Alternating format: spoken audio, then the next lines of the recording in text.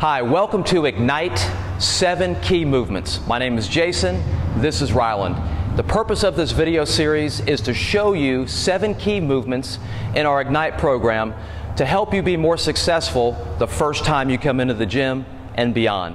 So Ryland and I will go through these 7 movements with you. The first one being the squat. When we talk about squatting, all we're talking about is raising and lowering your body mass.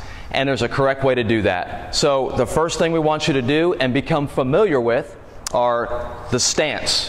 Heels shoulder width, toes slightly pointed out. From there, the first thing Ryland's going to do, the first thing we want you to do when you squat is to move your hips and your butt back and down, as opposed to having your knees come forward.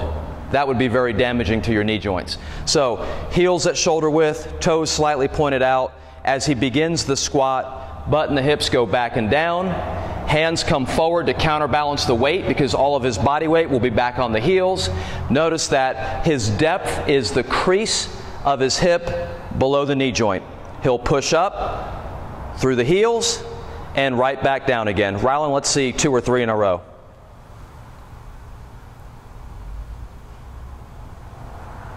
And you'll do that as quickly as you can do it correctly. That is the air squat. Now, if that is over the top for you, if you're not quite there yet, there's a couple of things that we can recommend to you. One of the faults that we see is the person's torso begins to collapse and fall forward. Let's see what that looks like. That's due to a lack of flexibility, possibly in the hip joint, or a lack of core strength. To help straighten the core back up, the torso back up, we can do a modification of an air squat against the wall, and we'll show you what that looks like. Ryland is positioned about 12 inches away from the wall, and he's going to extend his arms up and perform the squat just as we prescribed, with the butt and the hips moving back and down, fighting to keep his torso vertical. And the wall is there just as a reminder to keep him vertical. Ryland, let's see what that looks like.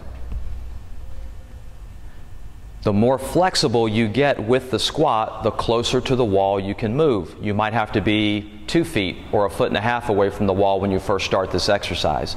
As you gain flexibility and core strength, you can move closer to the wall. An additional modification to the air squat is holding on to an object, such as this pole.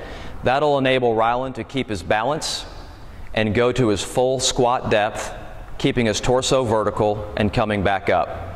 Ryland, let's try a few of those.